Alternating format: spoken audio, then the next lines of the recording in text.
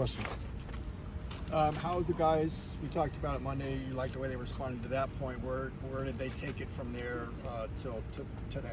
Continue to respond. Guys are practicing like they have a chip on their shoulder. Pretty much got a bad taste in their mouth from what happened on Saturday. So, hopefully it stays in there. They stay with that feeling and remember how they felt coming off the field. How have you seen their, we saw some pursuit stuff, but how has the tackling drills gone with all that? The details. Everything that we're doing is the same thing that we've been doing, so it's been going good. Some of the defensive coaches have talked about fixing it. You talked about it on Monday as well. How have you seen the defensive coaches talk to the players this week to prepare them to try and improve some of those technicalities? It's more of the players taking it upon themselves. So they're, coaches are still on them and stuff, but you can see that the players are like, okay, we got to fix this. We got to do this because they're the ones out there doing it. And I think that it just resonated with them what happened out there on the field. So now it's a little bit more attention to details. Does Nico DeValier need to practice before he can play at this point because he's been out for a little while, or can he just kind of go back into? He's still able to do his cardio and all of that stuff, so I think he could be okay. But we're always going to err on the side of making sure that we can take care of guys and just throwing them out there. Is there an update on his status for Saturday? No, he's still a personal issue. What are you seeing out of UNLV so far? It's a good team. As far as the way they run the ball, what stands out about it? It seems like they've got a couple different guys. Yeah, they got a Jet Thomas also. Yeah, so and they also got two quarterbacks. Yes, so it's the battle of where the real Jet Thomas stand up. But he's a good back. He's ran hard. I think he's averaging above 8 yards a carry. So, and then those quarterbacks are really good too. They both can extend plays and make it happen. So it's a good team we're playing against, and we're just gonna get out there and execute and do what we gotta do. Is one of the quarterbacks a better runner than the other, or are they kind of similar? I don't want to give them any ammo, so okay. But they're both good football players. Okay. One of the UNLV defensive backs said something publicly about Nico. Is that something that it's like bulletin board material for him? That's how their program operates. That's not how we operate. We're gonna get out there and play ball and go from there. Status updates on Curtis and Rico Flores?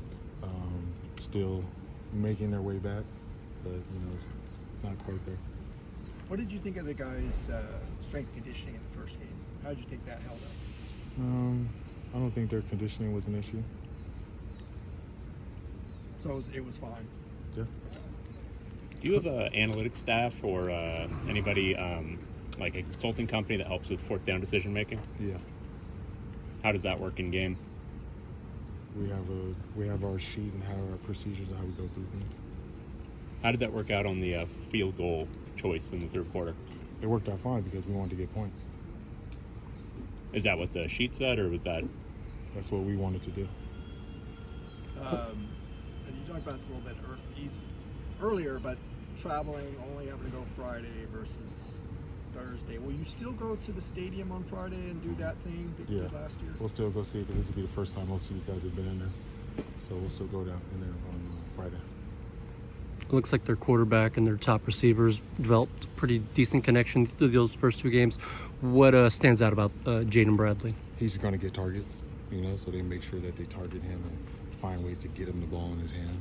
He's a good receiver, and you just know that they're going to force feed him, So. How's a guy like Gary Smith responded from last week, knowing he's a veteran guy on the team and just kind of one of the leaders on that defensive group? You can tell he was a guy that was really focused on talking to the defense and making sure that they're operating at a certain level, He was somebody, after I brought it up, he wanted to talk to the guys. So, Gary's a leader on the field and off the field, so I appreciate the stuff that he brings to the team.